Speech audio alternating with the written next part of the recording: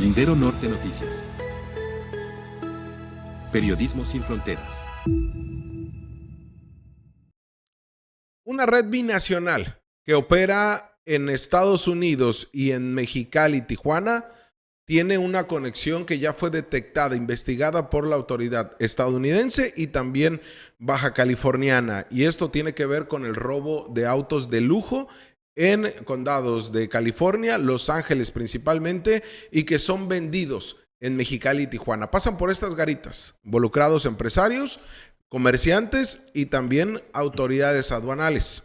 Ese será el tema central del día de hoy, pero hoy, como nos acompaña el doctor en educación Rodolfo García, estaremos hablando también de temas educativos con estas manifestaciones por los malditos protocolos de seguridad escolar que siguen sin funcionar, siguen sin trabajarse de manera directa con los docentes. El incremento de homicidios y feminicidios en esta frontera, el silencio institucional ante los golpes de calor que también se vienen registrando en Mexicali. Y bueno, estos son algunos de los temas que el día de hoy vamos a señalar. Al igual tendremos una editorial interesante con Antonio Eras, con este punto de vista crítico periodístico sobre un tema relevante en torno a la fiscalía y el presupuesto.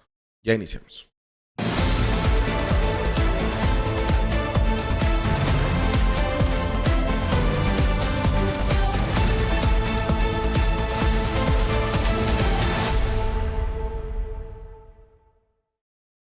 Contentos porque el día de ayer logramos un pico alto de las personas que nos estaban viendo, temas interesantes, pero además nos muestra que aún con estos días que han sido complicados para Lindero Norte después de la agresión de la que fuimos víctimas, este equipo de producción y por supuesto un servidor, también mantuvimos esta parte de la gente viéndonos y a la expectativa de cuándo íbamos a regresar. Ya lo hicimos desde el día lunes. El día martes tomamos el descanso necesario porque, bueno, le decíamos día de asueto para ustedes y también para el buen Isaac, que es el productor de este programa. Pero el día de hoy, miércoles, retomando y regresando tras 3 semanas después de este ataque y censura que vivimos y donde señalamos de manera directa al teniente coronel Medina de Jesús y que, bueno, ya sabemos las implicaciones jurídicas que hay. Pero bueno, 3 semanas de eso. Está con nosotros el doctor en educación Rodolfo García, el Rudy. Rudy, ¿cómo estás?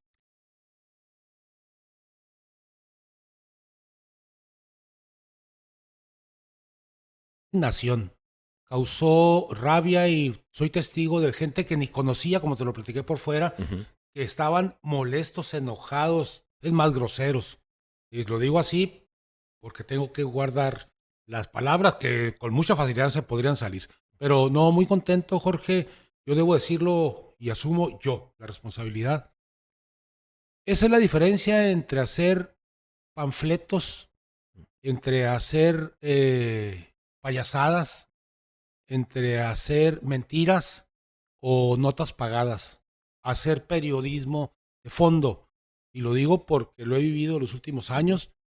No es fácil. El problema está en que nosotros, los ciudadanos comunes, no corrientes, porque es otra cosa, los corrientes están en otro lado, lo necesitamos porque es el puente que tenemos entre los hechos que muchas veces intentan taparse y el medio que permite que no se tapen. Y esa es la diferencia. Debo decírtelo porque yo, a quienes te escuchan y te ven, sean críticos, hagan análisis de quién les está hablando y qué está atrás. Rudy, en ese sentido te agradezco por la solidaridad, pero además pues eres parte de este equipo. Sí. A ti te afectó también, ¿no? Sí. Eso que es la censura en la que vivimos y que, bueno, al final del día jurídicamente va avanzando, paso tortuga, pero va avanzando. Y la importancia es de tener estas colaboraciones que tenemos con el doctor en educación, Rodolfo García, amigo nuestro. Y bueno, agradecidos, Rudy, porque este es el 4º lugar, espacio en el que nos acompaña el Rudy. Sí, así es. Y sin contar el de Televisa, ¿no? Porque bueno, ahí era otra empresa. Pero es el 4º lugar, nos ha venido acompañando con su crítica y análisis. Cada vez crece más esta comunidad. obra estacionada en YouTube y en Facebook, donde también en Facebook nos pueden seguir en Lindero Norte, y es ahí donde hemos recaído todo el esfuerzo periodístico, Rudy. No, pues bien, a seguirle, Jorge, a seguirle. No es fácil, es muy fácil a mi edad decir síganle y hacerlo cuesta trabajo, pero bueno, es el compromiso que agarraste desde joven. Sí. ¿No? Oye, Rudy, antes de pasar con el primer tema, quisiera que nos comentaras qué análisis que recoges a partir de... se había hecho esta convocatoria de Fuera Marina, en donde ayer hacíamos un análisis aquí en Lindero Norte, decíamos, en efecto, hay un descontento social, la credibilidad en materia de gobierno, ojo, pero sobre todo en la imagen pública, es la que ha terminado por afectar a la gobernadora en esta crisis que todavía no vive, todavía no se recupera, la mandataria estatal. ¿Qué pasa, Rudy, cuando tú has vivido, crecido y te has forjado en la protesta? Así es. De diferentes tipos, de estudiantil, laboral, magisterial, y has estado en la protesta. ¿Qué pasa cuando no se tiene este eco, esta resonancia de un descontento que sí existe, pero que al final, lo decía el día de ayer, también es que hay una burbuja en redes sociales que hay que tener mucho cuidado, porque ahí es donde se pudiera desbocar un movimiento que sí, seguramente hay ciudadanas y ciudadanas que de manera genuina y orgánica pueden manejar una protesta, pero hay quien también se ha aprovechado de esto. Mira, es la última vez que lo voy a decir por mí. No milito el Morena. No estoy cerca de Morena. No le vendo nada ni al ayuntamiento, ni al Estado, ni a la Federación. Yo vivo de mi pensión, por lo que voy a decir. Primero, lo decía hace rato sin saber que lo ibas a tocar. Tú ves en estas redes una serie de excentricidades de ambos lados, ¿eh? Sí. Desde los que dicen que es el mejor gobierno hasta el tipo, y lo digo así, hasta el tipo ciudadano, que se nota que hay una clara disposición de denostar a la gobernadora. No al sistema, no al mundo, que sí somos nosotros. Sí. ¿Qué pasa con esto? Sucede que la gente también se da cuenta de lo que sucede, Jorge. O sea, la gente, si crees que por seguirte en YouTube y decirte un like es porque le gusta, es porque te está siguiendo para saber qué haces. Uh-huh. Por eso ese tipo de convocatorias no van a funcionar. Y no van a funcionar porque veo que se quejan del otro lado de que es que un manifestante, llegó una señora. Pues, ¿qué querías? Uh-huh. Que se le manifieste. La otra señora también está manifestando libremente. Es el problema de defender la libertad de expresión, Jorge. Sí, yo decía, incluso no era correcto que hayan utilizado a gente de la CESPEM ni a gente del bienestar para hacer un grupo de choque. No. O sea, como tampoco el que hagas una convocatoria aprovechándote de una plataforma político-electoral 2027. Las protestas cuando se dan, las vimos con Kiko, las vimos también incluso en el tema de la carne asada, tienen que ser orgánicas, genuinas, bajo una línea muy clara, Rudy. La prueba más clara fue la manifestación contra la privatización del agua, en la cual por supuesto fui a las 4. Sí. ¿Qué quiere decir? Tan es así que hay una diferencia enorme y tú lo ves en las fotos, Jorge. Cuando nos reunimos 50, 60 mil personas y no dejamos un papel de basura fuera del bote, era una manifestación orgánica. Y además con un pliego petitorio. Con un pliego petitorio y buscamos, que después se fue por un lado, que no hubiera protagonismos. Y por eso decíamos, si va a ser un Fuera Marina, habrá que decir cuáles son las causales, hacia dónde vamos, porque la revocación de mandato para quitar a la gobernadora no se va a dar, o sea, y lo dijimos desde hace meses. ¿Qué sí se tiene que modificar? Los excesos, los abusos del poder, estos eventos con mucha parafernalia. La gobernadora, dijimos, tiene que dar un viraje a la izquierda, tiene que escuchar a las y los ciudadanos. Es positivo que la gobernadora por fin haya ido a un evento del 16 de septiembre, algo que desde Kiko y el mismo Bonilla no hacían. O sea, hay que entenderlo, que eso justamente tiene que escuchar la crítica y pararse de frente ante esta, Rudy, sin utilizar grupos de choque. Estoy de acuerdo, no puedes usar grupos de choque ni de un lado ni del otro, sí, no. Pero sí tienes que exhibir en cualquiera de los dos lados, ¿eh? Sí. 2, voy a decir algo que escuché de la renuncia de Ruiz Uribe, y tiene razón ahí.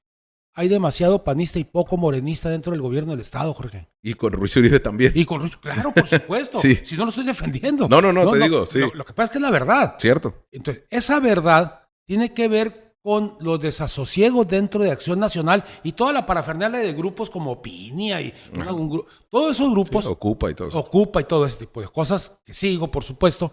Y tiene que ver con que la gobernadora no ha hecho un deslinde con respecto a militantes del PAN y militantes del PRI que tiene dentro del gobierno del Estado.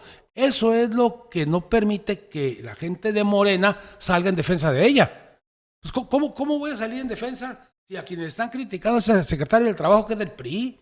Rudy, ¿la convocatoria de Fuera Marina fracasó? Sí, total. ¿Qué tendría que articularse para que tenga un impacto? Que tenga una demanda clara.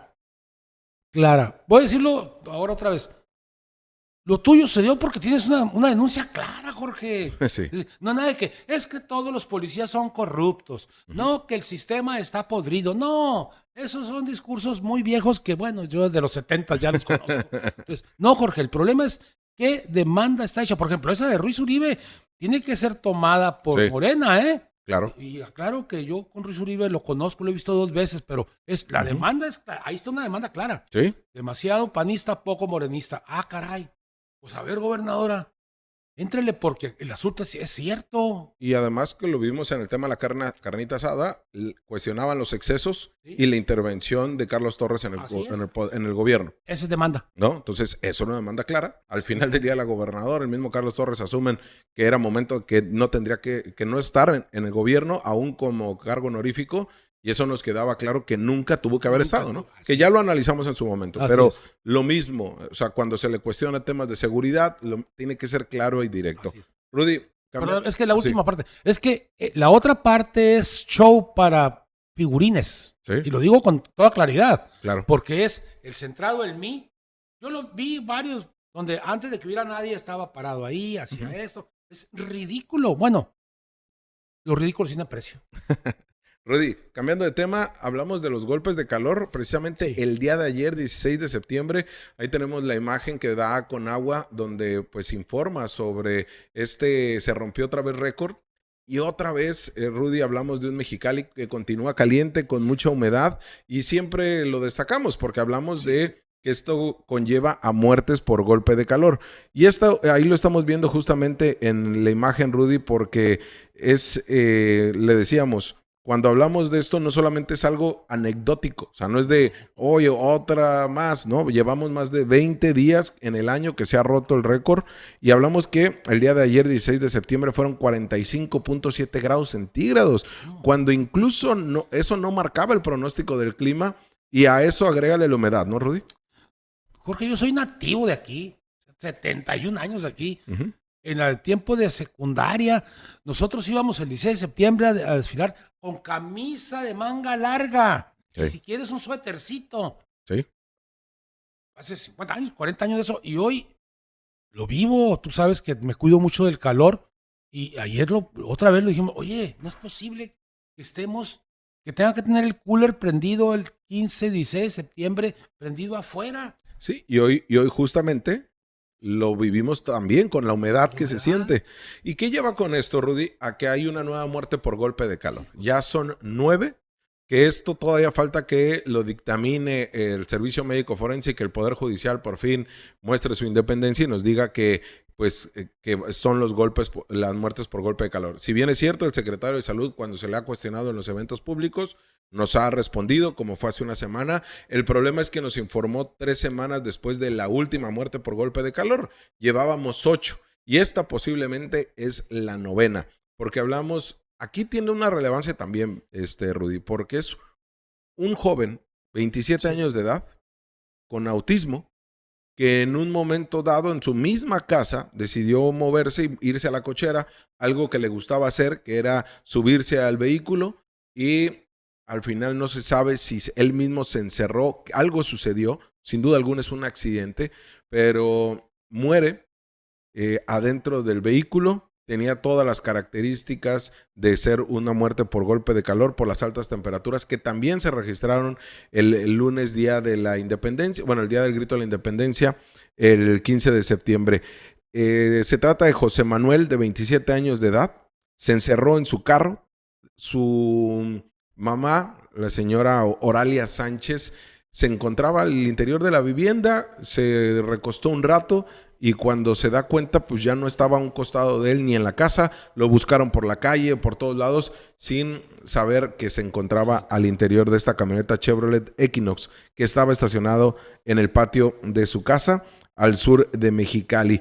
Esto fue en las avenidas Juan Climaco, Rebolledo, de la colonia Solidaridad Social.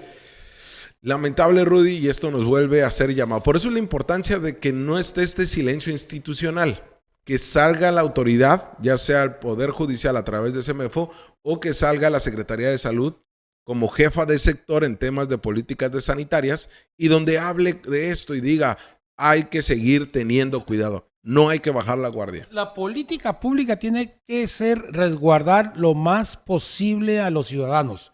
¿Y qué estoy diciendo? Parece que la canícula no se ha ido, Jorge. O sea, en el sentido de las altas temperaturas, no se ha ido. Entonces, el gobierno municipal y el estatal no pueden bajar la guardia con respecto a decirnos a través de las noticias, a través, no sé, de informativos, hey, todavía estamos en calor, hey, cuidado con este tipo de cosas. Mira, sí lo hace el capitán René Rosado. Sí. Él sí lo hace. Y además, Rudy, se estaban retirándose estos puntos de hidratación. Hay que permanecerlos todo septiembre. Así es. Porque de repente nos entra como este gusanito de la preocupación de qué es lo que dirán las redes sociales. Y pasó con el albergue itinerante, por así decirlo, de personas migrantes deportadas, mexicanos, que puso el gobierno de Claudia Sheinbaum Pardo. Hubo gente que le llamó que era un elefante blanco, cuando no entendían que esto se trataba de un acto de prevención. Justamente, ¿por qué? Porque el gobierno mexicano le ha dejado de invertir a las organizaciones de la sociedad civil, que son las que se rifan el físico. Entonces, optó por poner este albergue que, si bien es cierto, nunca estuvo lleno, como el de Tijuana incluso, pero esas, ¿qué te gusta, Rudy? 100, 200, 500 personas que atendió. 100 que hubiera habido, 50 que hubiera habido. Es que a eso me refiero hace rato. Tienes que prevenir todo esto y si le vas a hacer caso a todo lo que dicen en las redes, pues salte mejor a la calle y suicídate. Sí, porque... O resguárdate en tu casa y no salgas, ¿no? No salgas, no, apaga el teléfono. No, el asunto es, prefiero tener 4 o 5 días después de que se fue el calor abierto, repartiendo agua, repartiendo suero oral, haciendo anuncios. Prefiero que me critiquen porque me excedí 5 días a que me digan con justa razón, te saliste 15 días antes. Sí. Es sencillo. Sí. No estoy hablando de dilapidar el dinero, estoy hablando de invertir en lo importante que son los seres humanos.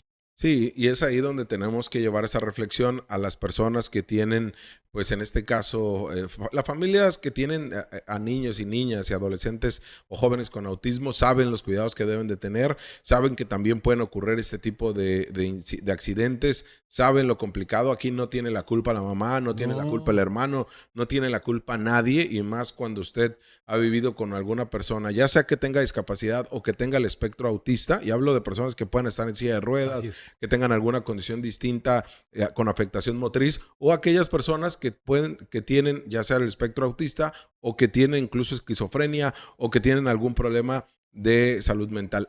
Ante ese escenario saben ellos los cuidados, y de verdad aquí sí es no responsabilizar por la muerte a nadie, pero sí seguir entendiendo que como familia sigue haciendo mucho calor, no el de agosto, pero sí estamos viviendo climas que son extremos para el resto del mundo. El día de hoy a mediodía, Jorge. Y no nos tenemos que confiar, ¿no? No, insisto, preferible que sigan las campañas, aunque se tarden 5 días después de que se fue el calor, a que lo hagan 15 días antes y lo retiren y haya muertes. Hablando de muertes, pero ya es por homicidios, Rudy. El día ayer hacíamos un análisis, una referencia y decíamos, ojo, que las cifras que dábamos ayer iban en incremento e iban a aumentar porque no teníamos los números hasta el día de ayer por la noche. Faltaban algunos datos que se nos precisaran.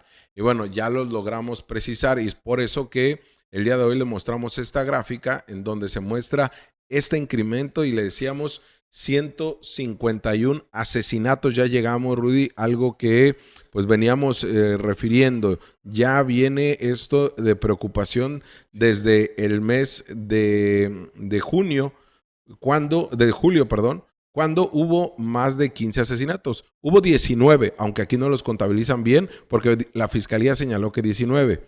Ayer decíamos de estos homicidios que ocurrieron en el mes de agosto, y bueno, los del mes de septiembre, 14, Rudy. Prácticamente uno por día, por decirlo así. 14 asesinatos, que hablamos de 151 homicidios. Un incremento de asesinatos y feminicidios. Es inaceptable, Jorge. No podemos seguir tratando de justificar la violencia porque el machismo es que no debe de existir ese tipo de asesinatos. Claro. Jorge. Y acá están por día, ahí tenemos la gráfica incluso por día, Rudy, cuando hablamos que también lo que representó, por ejemplo, el día, tanto del 1 hasta el 16. O sea, hablamos de 3 días en el año, 4 días en el año que no habíamos tenido homicidios, pero lo que fue el 16 con 3 asesinatos, el 15 con 1 y el 14, el domingo, con 4, pues elevan esta cifra a 14. El año pasado, en este mismo mes, hubo 23.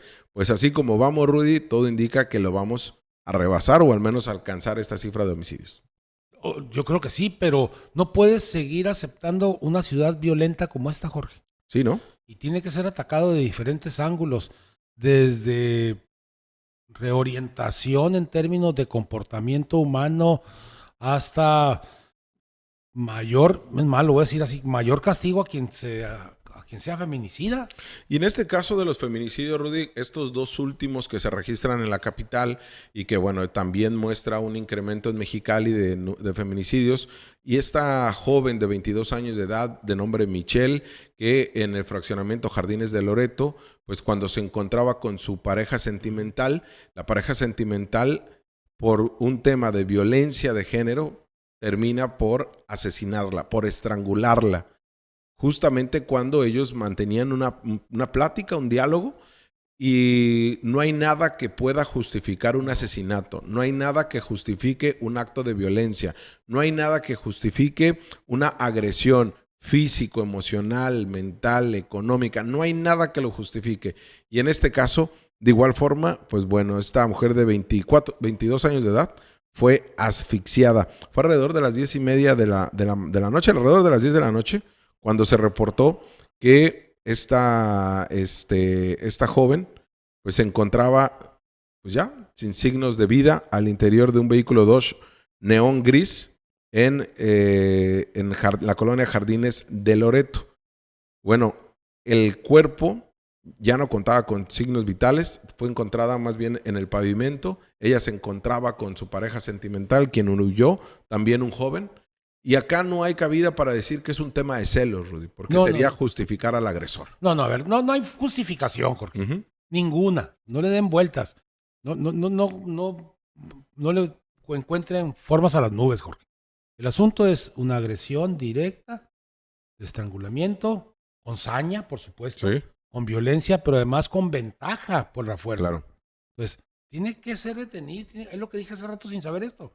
Tienes que aumentar para que el feminicida o el intento de feminicida sepa que va a pagarlo con muchos años de su vida dentro de la cárcel, Jorge. Y aquí el presunto agresor, que se trataría de otro joven, quien de acuerdo a las primeras investigaciones, la misma familia, el mismo joven le habría admitido a su familia que mató en una discusión con su pareja sentimental, con Michelle. Pues aquí es otra vez reevaluar, reconsiderar todas estas medidas que debemos de tomar al interior del seno familiar cuando observamos que nuestro hijo, en este caso, porque bueno, es el presunto agresor, que nuestro hijo tiene problemas de ira, tiene problemas de violencia, que ante cualquier situación debería de haberse atendido psicológicamente, e incluso podría ser hasta psiquiátricamente. Pero esto no es de un arranque. O sea, esto no es porque me aceleré y la quise matar, porque cuántas veces tanto tú, Rudy, como a ti, desde tu juventud hasta ahora, nos han dado las gracias por una relación. Y esto no te orilló a querer golpear y matar. No, claro que no. A ver, Jorge. Si desde dentro de la casa, que ese es un problema de la posmodernidad, ¿Sí? Se empieza el alejamiento con respecto a las normas. Yo voy a poner un caso concreto. En una relación había alguien que traía siempre, por formación, una navaja. Hasta que le dije, no, aquí no. No, aquí no. No, no, hasta que salió. ¿Qué tienes que hacer? Tienes que ser preventivo, Jorge. Sí. Hablo de la experiencia. Tienes que ser preventivo. ¿A poco ha habido cosas en el mundo que me han molestado y he tenido que aguantar? Pues claro que sí. Desde el tráfico, desde ahí. Ándale. Desde ahí en adelante. ¿Qué estoy diciendo? Lo que hizo esta persona no es generación espontánea. Y no es cierto. Es el cúmulo de cosas que no fueron atendidas a su tiempo. Es una violencia estructural, Rudy. Claro. O sea, estamos hablando de que aquí incluso falló el sistema. O sea, aquí hay una violencia donde se debe de entender que en la estructura social que vivimos, el querer arreglar los asuntos familiares, asuntos de pareja, asuntos laborales con violencia, nos habla de una falla en el sistema y una falla en nuestro seno familiar y una falla desde lo personal. ¿Por qué? Porque aquí recordarás mucho cuando se hablaban los temas, Rudy, en el siglo XX y todavía hace unas décadas, donde decían es que la violencia de pareja es de dos. ¿No? Que decían ellos se arreglen. Sí, no, me tocó eso. Entonces te decían, no te metas, porque se están agarrando golpes o se están insultando, pero son dos, no te metas. Entonces aquí hablamos de hay una violencia que tuvo que haber atendido y hablamos a partir del agresor y es ahí donde no se debe de justificar. Por eso le digo, señor, señora, si usted ve que en su relación, la personal o en la de su hija o en su hijo, ¿no? Dependiendo cuál sea esta dinámica, pues ve que le gritan a su hijo o hija o hije, ve que le pegan, ve que le insultan, inmediatamente tiene que ser atendido. Tanto la familia del agresor como la familia de la víctima, pero más la del agresor, si es hombre o mujer, tiene que ser atendido porque justamente lleva a esto que no solamente hablamos que le cambia la vida a toda una familia, a dos familias le cambia la vida y por supuesto quien la lleva de perder y de sufrir más es la familia de la víctima. Por supuesto que sí. Es que lo que acabas de decir es justo lo que debe de hacerse. Tiene que ser atendido, pero además tiene que ser detectado. Mira, es igual que las drogas. Si tú permites que el tipo empiece a fumar marihuana porque nomás hasta ahí va a llegar, cuando lo quieras detener que está metido en fentanilo va a ser muy difícil sacarlo y va a pagar las consecuencias. Es lo que le está pasando a este joven. Sí. Esa agresión o esa agresividad de esta persona comenzó desde hace tiempo.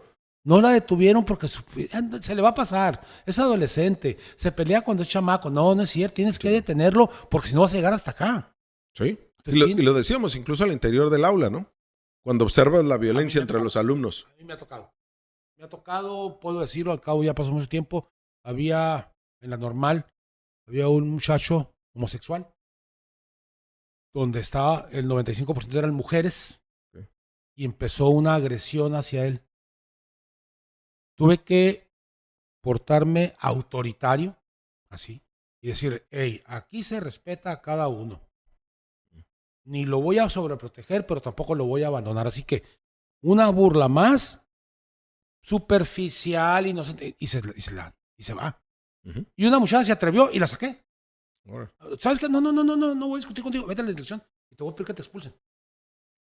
Oiga, maestro, no, es que hay que respetar a la gente. Le dije, sí. Yo soy heterosexual. Sí, pero eso no quiere decir que yo esté peleado con alguien que es homosexual. Y porque estas burlas, y lo hago así entrecomillado porque es una agresión, es un mensaje de odio, o sea, no son burlas, no es carrilla, no es bullying, esto hablamos de una agresión, y no es entre amigos, es una línea que está conducida por el odio. Así es. Entonces, ahí, a partir de ahí, Rudy, si no lo hubieras detenido, esto hubiera escalado.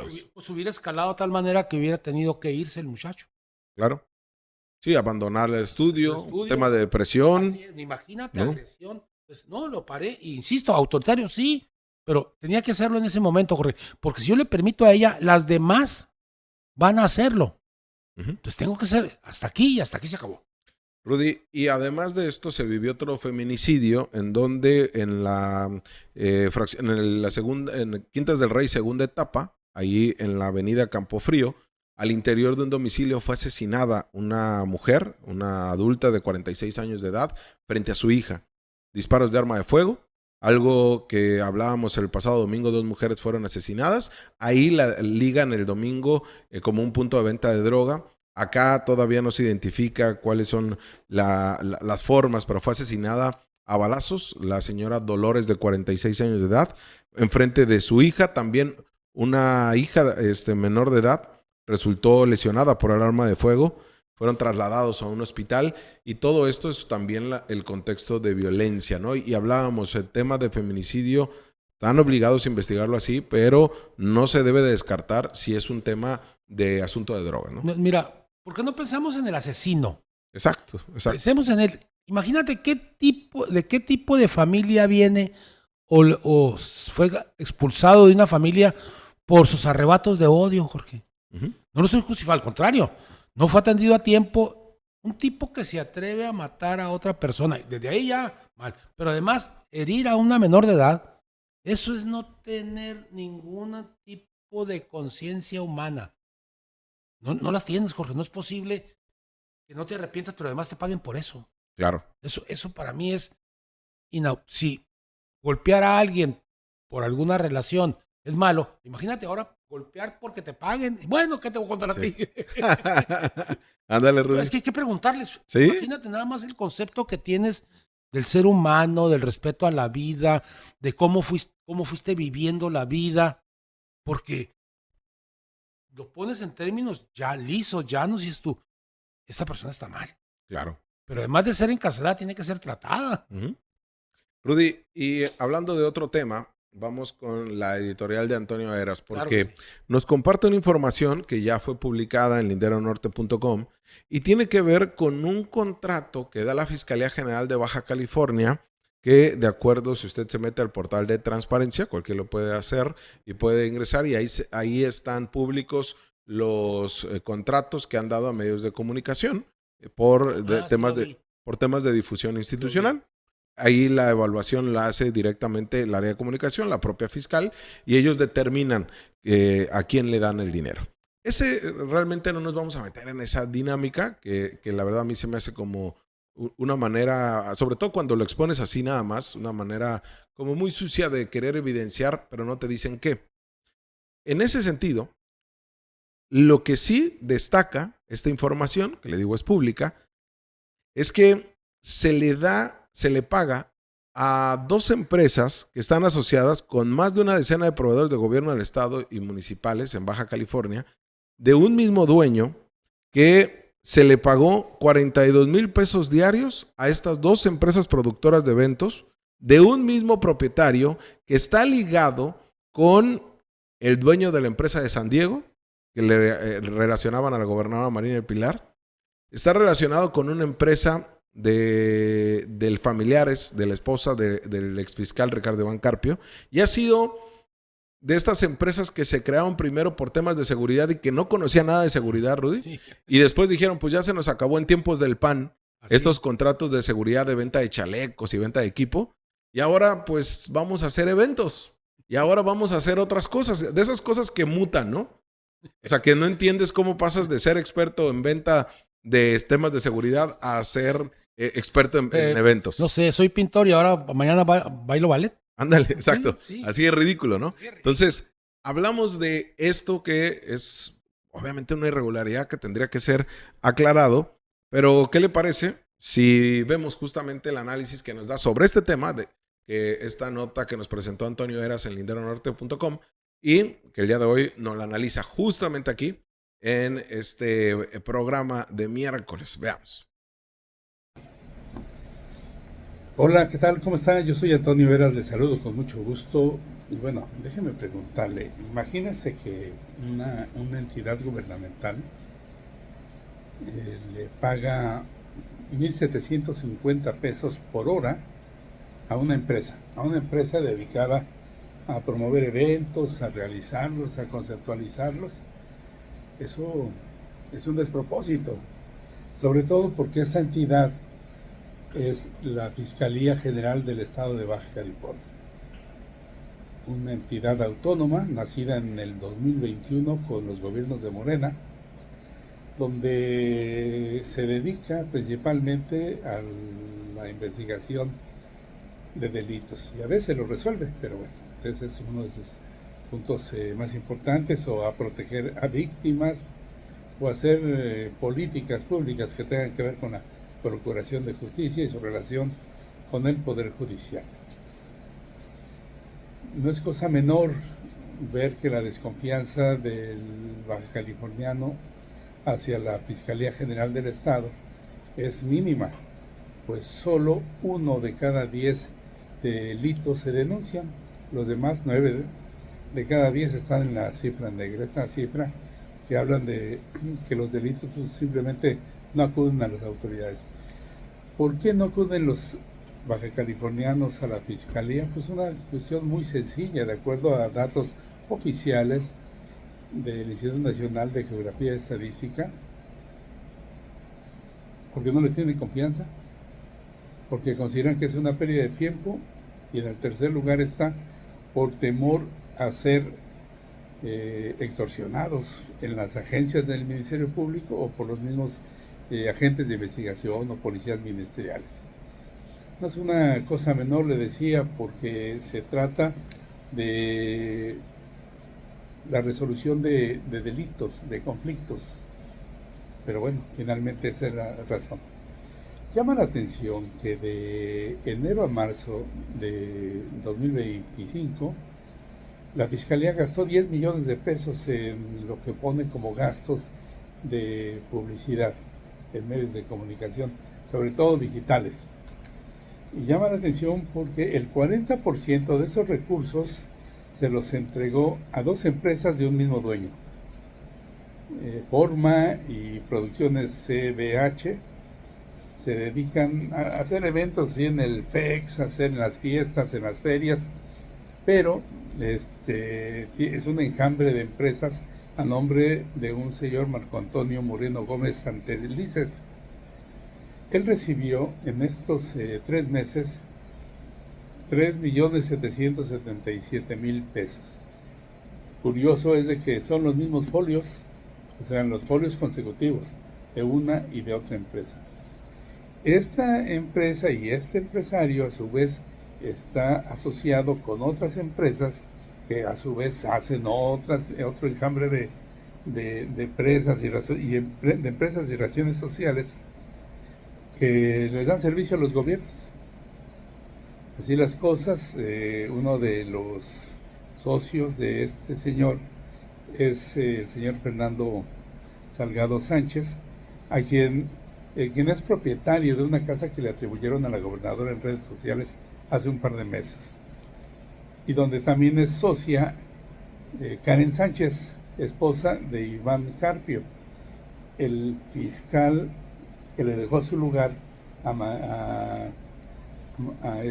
Marilena Andrade Ramírez por instrucciones de Marina del Pilar Ávila Olmeda. Así las cosas, imagínense, negocios, sí, y sobre todo ilegalidades e irregularidades. Por cierto, le preguntaron en conferencia de prensa a la fiscala si era cierta esa relación de gastos de una partida presupuestal, y dijo que sí, que en efecto, solamente que estaban checando porque había errores de fechas, ni de montos, ni de razones sociales, ni beneficiarios. Yo soy Antonio Heras, gracias. Hola, ¿qué tal? ¿Cómo está? Yo soy Antonio Heras, les saludo con mucho gusto, y bueno. Ahí se nos repitió aquí el clip, pero decíamos que son 42,000 pesos diarios a esas productoras de eventos de un mismo propietario. 4 contratos, un solo trimestre. 3 millones. Hubo kermeses, no sé, desfiles de parte de la fiscalía, pues. ¿No? Y las empresas, decíamos, a nombre de Marco Antonio Moreno Gómez Santelices, quien este hombre tiene inscritas en el Registro Público de Propiedad y Comercio este enjambre de empresas que señalaba el propio Antonio Heras. Ahí está la publicación, luego puede ir al Lindero Norte, y esa es la referencia que hacemos de también estos forman parte de excesos. Mucho pan y poco morena. Sí. Una vez más. Sí. Una vez más. Yo lo voy a decir ahorita y lo voy a asumir. Me preocupaban 2 cosas. Primero, que la gobernadora no se diera cuenta, pero la más preocupante es que sí se dé cuenta y lo está haciendo a propósito. También. Bueno, lo que pasa es que, Jorge, no puedes ante Ahora sí, el análisis, el estudio, no solamente de este medio, sino de muchos medios y de mucha gente alrededor de ella. Hey, ese camino no es el correcto. Es evidente que está el PAN y el PRI metidos ahí. Claro. Y con todos sus vicios y todas sus mañas y todas sus empresas. Sí. Entonces, hey, reconforta. Yo le he dicho, Morena y sociedad civil. Le voy a poner un ejemplo clarito. ¿Quieres alguien que quiera Mexicali y que quiera forestar Mexicali? Hay un señor Dávila, se apellida, un licenciado Dávila, al cual no conozco. Bueno, no lo conozco. Si es panista o priista, no me importa. Ha demostrado que quiere hacer las cosas. Claro. Pero no te traigas a una ex dirigente estatal del PRI, a diputada federal, o a un expresidente municipal del PAN, a de diputado. Jorge, mucho PAN, poco Morena. Yo lo insisto aquí contigo, ya para terminar mi parte. Hey. El Consejo Político Estatal de Morena tiene que sentarse y decir, hey, esto no va bien. Rudy, cambiando de tema, metiéndonos al tema también donde la fiscalía, pues ahí sí se ha rifado el físico, porque de manera operativa lo que vienen haciendo, primero para detectar o continuar con esta investigación que ha preocupado en la zona del condado de Los Ángeles principalmente, donde tan solo del mes de agosto y septiembre, lo que va del septiembre, tienen un incremento porque de denuncias de robo de vehículos, que esto... Más que, no sé, una banda se dedicó a robar el vehículo, esto es una especie de autorrobo, porque son vehículos de lujo, son vehículos que no se roban porque te metieron una llave o un cable o así, esas películas de ¿cómo se llama? De Sylvester Stallone, ¿no? No, de Rápido y Furioso. Esta no es un tema de Rápido y Furioso. Aquí es principalmente estos autorrobos donde con un inhibidor de señal cruzan y de señal del GPS, cruzan estos vehículos, Jeep Wrangler, Jeep Gladiator, sí. El tema de Durango y GMC Sierra. Estos son los que más 160 tienen en poco más de un mes. Cruzan por las aduanas de Mexicali y de Tijuana y acá los meten en estacionamientos, le alteran las series y los venden, tanto en yardas como en redes sociales. Esto que era un negocio redondo, era ganar, un delito binacional y que ha tenido un impacto, pero que ahora con el trabajo de autoridades estadounidenses, con mexicanas, en este caso la Fiscalía, la Unidad de Robo de Vehículos de Zona Poniente y la Comandancia de Mexicali, han terminado por empezar a desarticular estas bandas, primero identificando estos vehículos que los vemos en pantalla, que ya fueron recuperados el pasado 10 de septiembre. Incluso ese mismo 10 de septiembre, uno de estos vehículos tenía reporte de robo en Estados Unidos, pero ya estaban lo tenían estacionados en un, vaga la redundancia, estacionamiento privado de nombre Iker, ubicado en la colonia Pueblo Nuevo, en la calle Baja California. Y pues ahí fueron ubicados por la misma trabajo operativo y de inteligencia de la Fiscalía, de la Unidad de Robo de Vehículos y de la Comandancia, y terminaron por pues ya ponerlos a disposición de la autoridad. Ya tienen detectado a la persona que los cruzó y ya es cuestión de que continúen con la investigación para dar con esta cantidad de vehículos que son encontrados acá. Mira, Jorge, los que vivimos, bueno, los que transitamos aquí, nos hemos dado cuenta cómo ha ido subiendo la presencia de este tipo de automóviles. Sí. Pero además también lo hemos visto, vete por la novena, verás, la cual cruzo yo todo el tiempo. Vas a ver cómo hay un crecimiento enorme de pickups de los que dijiste y de este tipo de jeeps, ¿eh? Sí, y hablamos de yardas establecidas, ¿eh? No, yo estoy hablando de la calle Novena. Sí. Entonces, y la pregunta es, al menos yo, pues eso debe costar muy buen dinero. Y entonces está dirigido a un mercado exclusivo. Sí, y además de repente te topas con un precio más barato. A lo que voy. ¿No? Entonces, cuando ves eso, yo ni siquiera volteo a ver, ¿no? Pero si el precio está por debajo de lo que mi posición en términos de conocimiento me dice, lo primero que tengo que preguntarme, ¿pero por qué me lo están casi vendiendo a mitad de precio? Sí. Sí, y además con las facilidades, incluso, Rudy, de dártelo con placa de circulación. Así es. Que es ahí el gran peligro. O sea, el gran peligro porque ya lo que están estableciendo, y eso ya es producto de una investigación de la Fiscalía del Estado, ya están estableciendo que lo mejor es decirte, mira, tanta confianza debes de tener en mí que tiene placa de circulación. Así es. El problema, Rudy, que si uno de estos vehículos Cruza. usted choca o cruza el gabacho y le revisan bien las series y se dan cuenta que están dobladas, si cruzas al gabacho te andan quitando tu visa. Y eso que además te mantienen detenido allá hasta que compruebes que en efecto tú no lo robaste o que no le hiciste trampa al sistema. Nada. Y la otra es que si chocas aquí y empiezan a revisar el número de serie, no solamente el que está arriba del carro, sino todos los demás que tiene, porque son muchos, y se dan cuenta que no es tuyo, te vas a aventar tus 48, 72 horas detenido, te van a regresar tu dinero y vas a perder el carro. Entonces, Y va a ser exhibido. y vas a ser exhibido. Entonces, aquí sí es el llamado y todo este programa que está haciendo la Fiscalía del Estado a partir de estas áreas es decirle, usted si va a comprar un vehículo, ya sea de lujo, de último modelo, o sea, 2024, 2025, o uno de anteriores modelos ya viejitos, acuda a la unidad de robo de vehículos zona Poniente Oriente. En Tijuana hay una también, en Ensenada también hay otra, y le tienen que revisar. Lleve ahí o cite a la persona que le va a vender el carro. Así es. Vamos a revisarle las series, ¿no? O sea, tú Nada estás más. seguro que no es robado ni nada. Vamos a revisarle e inmediatamente ahí te van a dar tu hoja, una especie de certificado, un documento que te dice este carro no es robado y no tiene reporte de robo en el gabacho. O no te lo va a vender. Ándale, o inmediatamente te van a decir, no, gracias, así déjalo. Bye. ¿No? Sí. Entonces hay que tener paciencia porque el servicio es gratuito y tampoco es como que tienen una agilidad para sacarlo. Quizá te citen 5 o 2 días después, pero sí tenga esa precaución porque es su patrimonio, su tranquilidad y su seguridad jurídica. Eso por una parte, Rudy. Pero hablamos de esta red binacional, Rudy, que se les ha hecho muy fácil. No es nuevo esto, pero a cada vez lo identifican más porque ya la autoridad estadounidense dice, ya le encontré la trampa. La trampa es poder pasarlos, Jorge. ¿Sí? Porque venderlos en Estados Unidos como robo les complica mucho. Sí. Pero pasar la frontera y venderlo en la franja fronteriza es mucho más fácil por el comprador. Ojo con eso. Porque tienen menos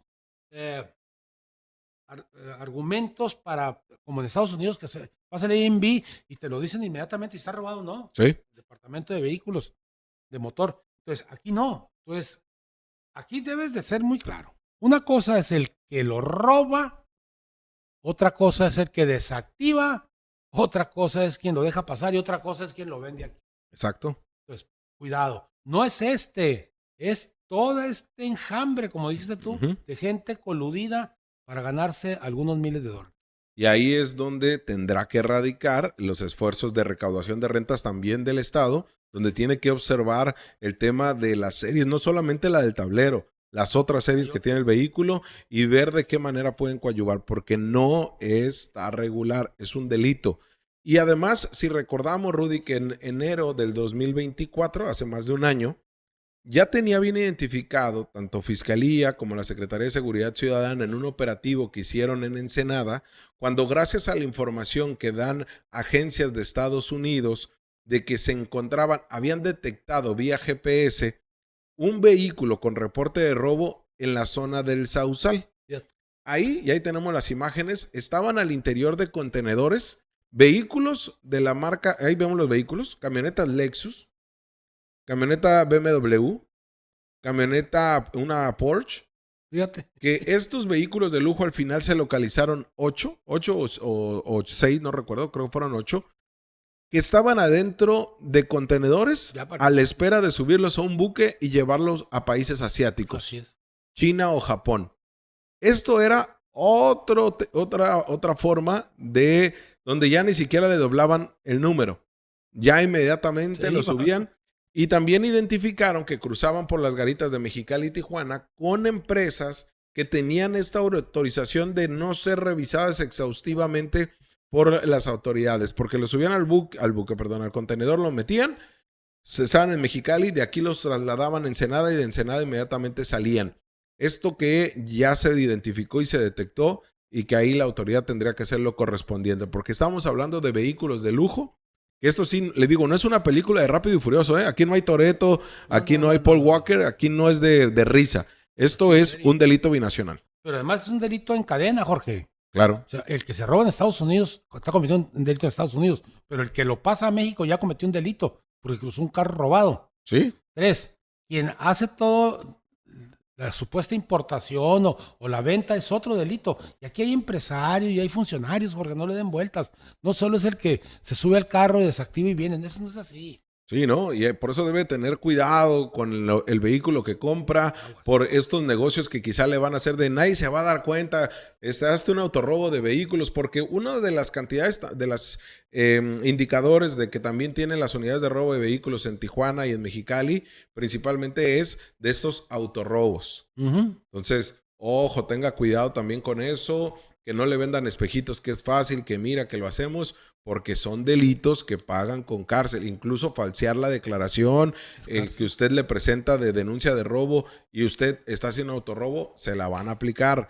Ahí debe tener cuidado, debe de tener la tranquilidad de determinar qué es lo que nos pasó, porque si no atiende estas llamadas, recomendaciones de la autoridad, le digo, su seguridad jurídica, personal, familiar, patrimonial, todo se ve inmiscuido. Bien por la fiscalía, las áreas operativas al final rifándose el físico, Ministerio Público también armando estas carpetas de investigación, pero esta red, Rudy, ¿cómo vienen desde Los Ángeles a parar acá? Pues es que hay un nido, un nicho de carros de lujo que pueden ser sustraídos, y si tienes la manera de deshabilitar el GPS, pues el asunto es cruzarlo. Es que te los venden en Mercado Libre, Rudy.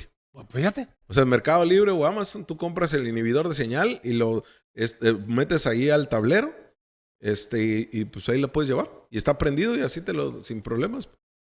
Entonces hay que tener cuidado con eso. Rudy, para cerrar el programa, tema de los protocolos, Rudy. Ya el Sindicato Estatal de Trabajadores de la Educación, pues bueno, hace este comunicado que nos compartieron desde el día de ayer y nos dicen, pues tenías razón, es un problema. El tema de la guía rápida no ha podido ser realmente llevada a cabo, empleada de manera correcta porque está mal hecha, está mal elaborada. Y bueno, están exigiendo lo que aquí has planteado, Rudy, que los maestros estén involucrados. No te voy a consumir mucho tiempo porque es rapidito. Yo ya leí la guía. Tú sabes que la doctora Parra ahí tiene que serlo porque es asesora pedagógica. Sí. Total. La leímos, vimos que hay inconsistencias. Cuando la secretaria de Educación dice, es que 20 y tantos especialistas, ¿cuáles especialistas viven dentro del aula, Jorge? Sí. El asunto es muy sencillo, secretaria. Bueno, no sé qué tan difícil sea para usted. Sí, porque consulte al magisterio que está en el aula y que está en la dirección de cada escuela. Y se va a dar cuenta que son múltiples las posibilidades de accidentes, pero además diferentes entre sí, dependiendo la zona y el nivel económico, Jorge. No es lo mismo que un niño se caiga y se golpee en el cemento, que un niño se caiga en el columpio o en el resbaladero y se abre la piernita con un, mozo. Sí. Entonces, no es lo mismo. Tienes que preguntarle a la gente que está in situ, dijeron los abogados. Oye, y lo que veíamos ahí en el documento, a ver si me puede hacer Isaac ponerlo. El CETE ya habla de simulación, ¿eh? Dicen, hay una simulación de participación, por lo cual hay una exigencia de una legitimidad jurídica para que puedan participar. Y además que lo elaboren, no solamente que sea un foro de catarsis, ¿no? Aquí sí es, ¿qué es lo que están los objetivos de esta movilización? Exigen una revisión real y participativa de los protocolos escolares que protejan al menor sin criminalizar al maestro, reclamar el cumplimiento de los acuerdos establecidos con autoridades estatales en materia de protección integral y bienestar escolar, reclamar la falta de compromiso en materia de pagos ya a los trabajadores interinos, también la defensa irrestricta de los derechos laborales del magisterio, garantizar condiciones laborales justas y seguras en todos los planteles educativos del Estado. No valida ni reconocerá el CETE, dice este documento, ningún protocolo que no haya sido construido de forma consensuada con la debida revisión y voto del magisterio, ni que pretende imponer obligaciones sin respaldo legal.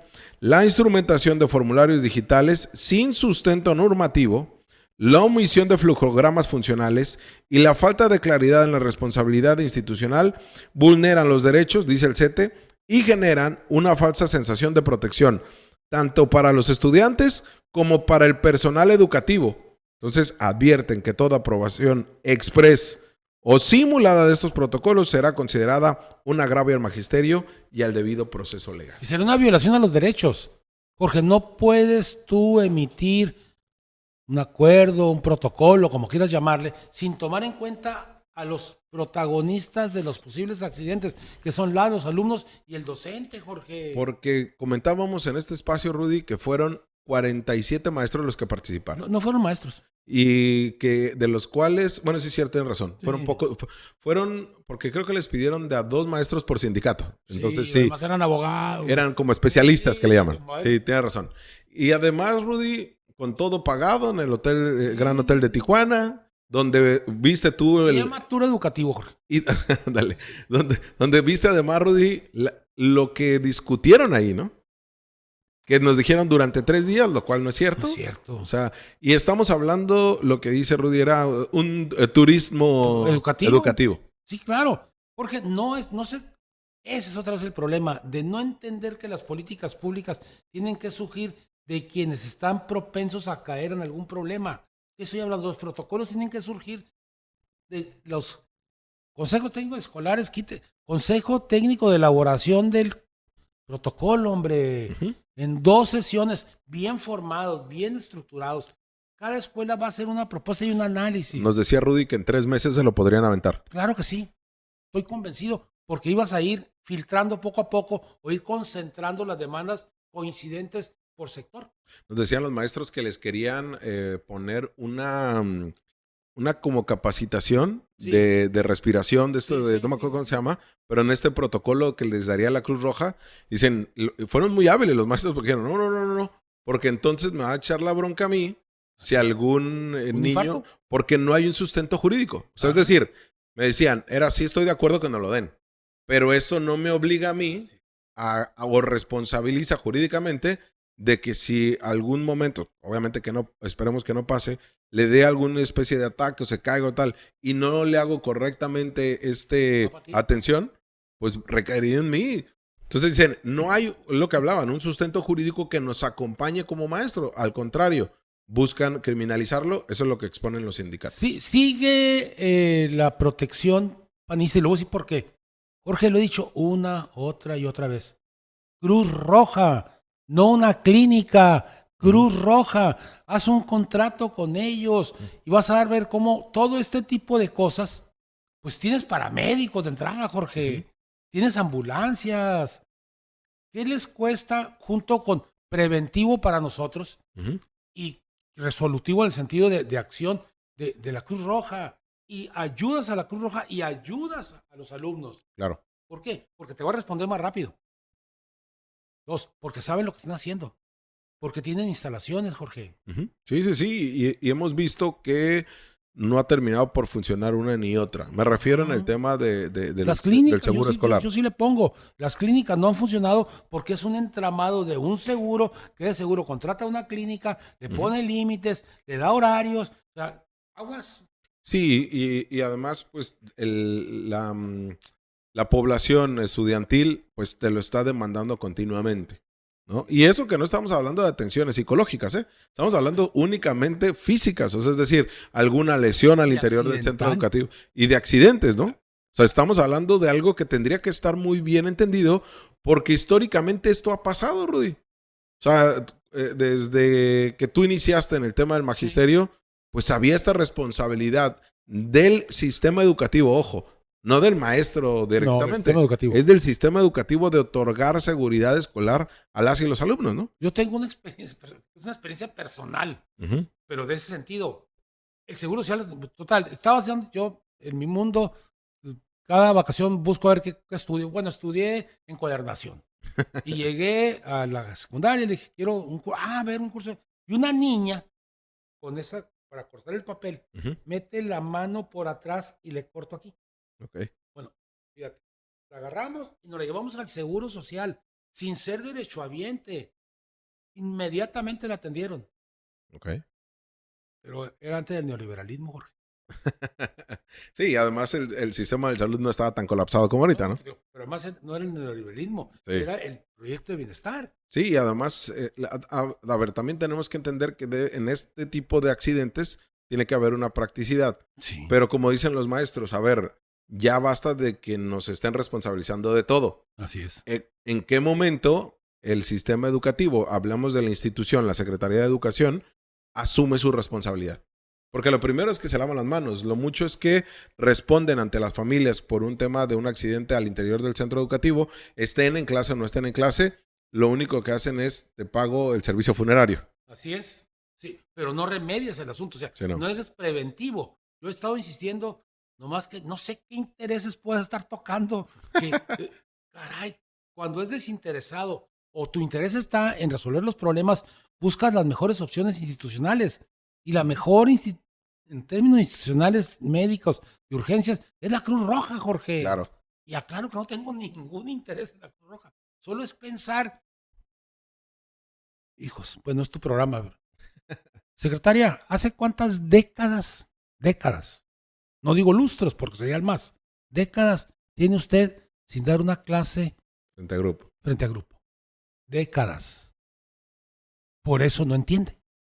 Rudy, gracias por estar acá Sí. en esta nueva temporada de Lindero Norte. Cuarta. La cuarta temporada de Lindero Norte que nos acompaña el buen Rudy y que para nosotros ha sido importantísimo que esté acá con nosotros. Le digo, vamos a ir adecuando aquí el estudio y todo. Ahorita estamos, incluso agarramos ahí la mampara de Ciudad Capital, pero vamos a estar dando y construyendo nuestro espacio. Es nuestra propia productora, es nuestro espacio y es ahí donde Lindero Norte, pues bueno, se ha sumado a toda esta exigencia que nos da usted en calidad en audio y video, que hemos ido avanzando también con el buen Isaac, que es el que nos produce y que hace todos los contenidos, y que bueno, de la mano de los amigos como el Rudy, pues nos estamos llevando los temas como el día de hoy. Así que, gracias Rudy. No, gracias a ti, y debo decirlo, es que se deben mantener los espacios de crítica constructiva y con evidencias para ir dejando a un lado a todos esos supuestos comunicadores que lo único que hacen es recibir dinero. Gracias Rudy. No, gracias. Vámonos, gracias a usted. Usted está informado, pero tiene la última palabra.